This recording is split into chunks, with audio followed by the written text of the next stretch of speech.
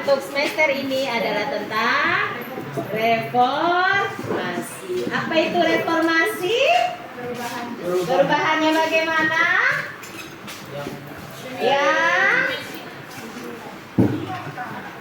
Riset, perubahannya bagaimana? Ayo, reformasi adalah perubahannya bagaimana? Apanya, sistem apa yang dirubah? Sistem pemerintahan. Perubahan yang dilakukan dalam bidang politik, sosial, ekonomi, dan agama. Reformasi.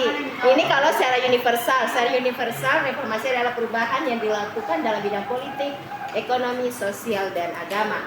Kalau Indonesia, reformasi adalah protes yang dilayangkan oleh masyarakat, LSM, mahasiswa terhadap kebijakan-kebijakan yang dilakukan oleh pemerintah, baik itu dalam bidang politik, sosial, dan agama. Jadi kalau reformasi perubahan, tapi kalau Indonesia reformasi adalah protes yang dilakukan. Sebelum reformasi kita masuk dalam materi Orde Lama dan Orde Baru. Orde Lama dan Orde Baru pada masa pemerintahan Presiden Soeharto. Selama berapa lama?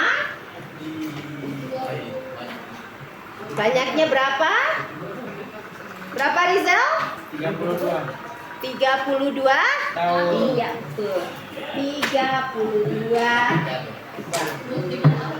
Jadi reformasi adalah protes yang dilakukan ketika zaman Soeharto. Pada zaman reformasi itu terjadi pada 21 Mei tahun 1998. Kenapa sampai reformasi terjadi? Jadi waktu zaman Soeharto ada 3 parpol. Apa saja? Pada masa Soeharto partai politiknya hanya 3. Apa saja? Apa? PDI, betul. Apalagi? PKI. PDI, apalagi? Beringin, Golkar. Apalagi? Ya, P3 atau Partai Persatuan Pembangunan. Oke, jadi pada masa liberalisme, demokrasi liberal, anggota partai politik yang bernaung untuk umat Muslim seperti Masyumi, NU, mereka bergabung di P3. Golkar adalah mereka yang keturunan dari PNS, ASN.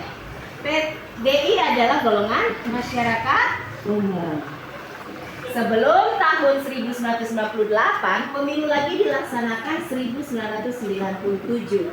Pada masa ini, kalau pemilu pada masa Orde Lama Orde Baru yang kita coblos adalah partai politik, bukan gambar foto orangnya tuh namanya. Nanti dilihat, oh Golkar dapat berapa suara, P3 dapat berapa suara, PD dapat berapa suara. Nanti dari anggota-anggota partai politik mereka tentukan, oh kamu yang nanti masuk di anggota legislatif, baik MPR maupun DPR. Trias politika, ada eksekutif, legislatif, dan tidak belajar di PPKN. Oh lupa. MPR eksekutif, DPR sejajar dengan presiden, disebut dengan legislatif. Oke. Pada pemilu 97 itu sebenarnya masyarakat dan mahasiswa serta LSM sudah mewanti-wanti anggota parpol, siapapun yang menang tolong jangan memilih lagi Soeharto sebagai presiden. Tapi apa yang terjadi? Ketika mereka pemilu, ternyata yang menang adalah Golkar. Golkar tahun 1998 tetap memilih Soeharto sebagai presiden. Puncaknya marahnya masyarakat Indonesia ketika mereka menduduki kantor MPR dan DPR, kemudian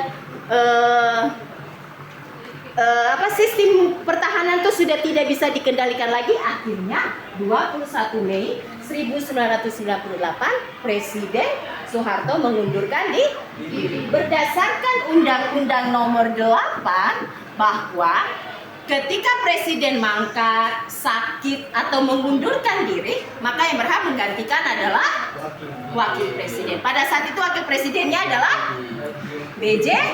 Habibie. Oke, pada masa reformasi akan kita bahas 1. B.J. Habibie. 2. Setelah B.J. Habibie siapa? Kok SBY langsung? Gus Dur. Setelah Gus Dur, Megawati. Setelah Megawati, SBY. Setelah SBY, Jokowi. Tapi kita hanya bahas sampai SBY ya, kita tidak bahas Jokowi ya. Prabowo masih sayang, dia belum jadi seorang cerita sejarah, dia masih cerita sejarah kan masa lampau. Ya kita tidak bahas Jokowi ya, hanya sampai di SBY saya karena Jokowi masih fresh. Tunggu dia selesaikan masalahnya dulu dengan Roy Suryo baru kita bahas dia ya. Oke, sekarang kita masuk B.J. Habibie. 1. B.J. Habibie. Apa kepanjangan B.J. Habibie? Pak Harudin? Yusuf. Kok kalah ya Habibie, kok jadi kalah? Ini sudah Habibie, kenapa kok jadi kalah? Pak Harudin, Yusuf, Habibie. Oke.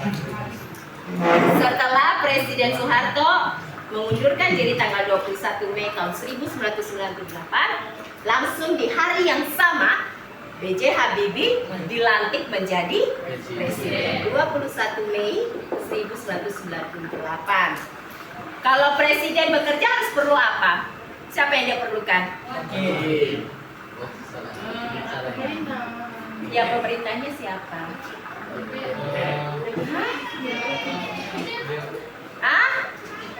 Oh DPR. Kalau presiden bekerja, dia memerlukan siapa yang membantu dia dalam pekerjaannya? Tidak wakil. MPR tidak bisa, zamannya ini MPR tidak bisa kamu sejajarkan dengan presiden. MPR itu lembaga eksekutif. Yang lembaga legislatif itu DPR dan presiden ditambah dengan wakil. Iya betul, menteri.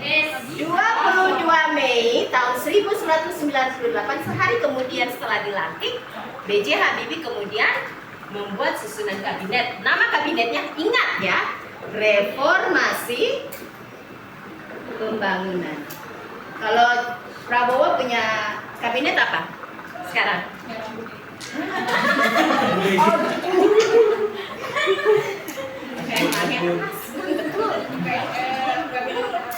Sudah 22 Mei tahun 1998, B.J. Habibie membentuk kabinet yang dinamakan Reformasi Pembangunan.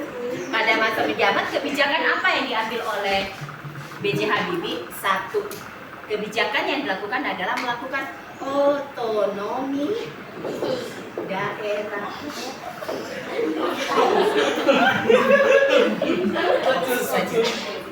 Otonomi daerah, di mana pada masa Presiden Soeharto pemerintahannya bersifat sentralisasi. Apa itu sentralisasi? Terpusat. Iya, semua dikelola oleh pemerintah pusat. Sedangkan B.J. Habibie mengatakan bahwa kita kembalikan ke daerah seperti Riau, Kalimantan, Papua yang mempunyai sumber daya alam, biarkan mereka kelola sendiri. Nah, makanya B.J. Habibie kembalikan kepada mereka. Makanya dia memberlakukan otonomi daerah. Yang kedua, dia memberlakukan kebebasan pers. Pada masa Soeharto, seorang wartawan jika ingin meliput berita, dia mempunyai batasan-batasan apa yang boleh diliput, apa yang tidak. Sedangkan zaman B.J. Habibie, bebaskan wartawan untuk meliput berita.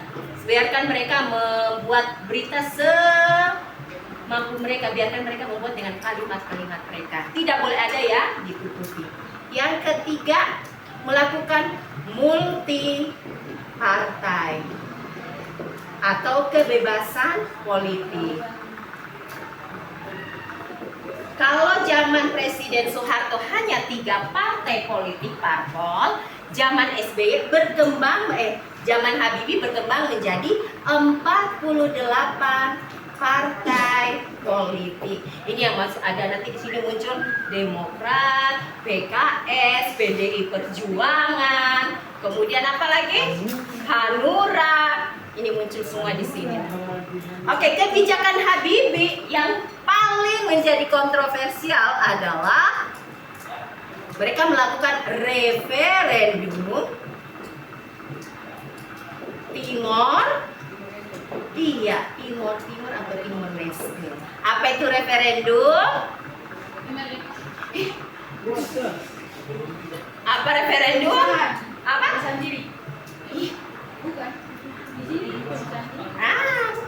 Referendum tahun 1999 pada bulan Oktober dilakukan referendum. Ingat, Timor Leste tidak dijajah oleh Belanda, tapi dijajah oleh sampai sebut Indonesia. Timor tidak dijajah oleh Belanda, tapi dijajah oleh Portugis. Oke. Berdasarkan perjanjian New York Agreement yang menjadi wilayah kesatuan Republik Indonesia adalah bekas jajahan Belanda. Makanya materi kemarin Timor dia namanya integrasi. Dia masuk sendiri karena berdasarkan 3 partai politik, ada Fretilin, kemudian ada 2 partai politik lagi kan, dengan Idaka. Sebelum tahun ini 99 masih menjabat Presiden Soeharto, Sanana Gusmao yang sedang berada di Portugis karena melarikan diri nih, menginginkan agar Timor tetap lepas dari Indonesia. Apa alasan dia? Karena dia merasa bahwa kita tidak pernah diperhatikan oleh Indonesia akibat dari sentralisasi. Ayo, yang dekat dengan Timor negara apa? Australia. Dengan bantuan Australia, dia mengatakan bahwa Timor kalian punya sumber daya alam yang bisa kalian olah sendiri, kalian harus merdeka, kalian bisa pisah dari Indonesia, kalian tidak akan menjadi negara miskin. Apa yang terjadi? Oktober tahun 1999, B.J. Habibie mengambil sebuah keputusan bahwa silahkan kalian referendum. Referendum itu artinya jajak pendapat. Referendum itu artinya jajak pendapat. Oktober 1999 mereka melakukan jajak pendapat. Seperti Indonesia apa? PPRA untuk Papua. Mereka melakukan jajak pendapat. Hasil dari referendum 78% menginginkan merdeka. Sisanya 22% menginginkan tetap di Indonesia. Iya. Yang 22% ini kemudian diungsikan ke wilayah Kupang, betul sekali. Mereka tetap kemudian merdeka sampai sekarang. Terus apa hasilnya? Lihat, apakah Timor menjadi negara kaya? Tidak. Itu hanyalah kepentingan dari Sanana Gusmao dan Australia. Ada sumber daya alamnya? Tidak ada. Mereka hanya merasa terpengaruh oleh Fretilin, Sanana Gusmao dan Australia. Oke. Tahun 2000 setiap tahunnya presiden akan melakukan pidato pertanggungjawaban.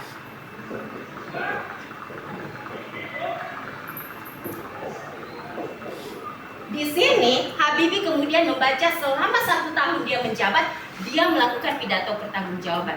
Tapi ternyata pidatonya ini ditolak oleh MPR yang pada saat itu dijabat ketuanya oleh Amin Rais. Betul sekali. Padahal Amin Rais adalah tokoh reformasi.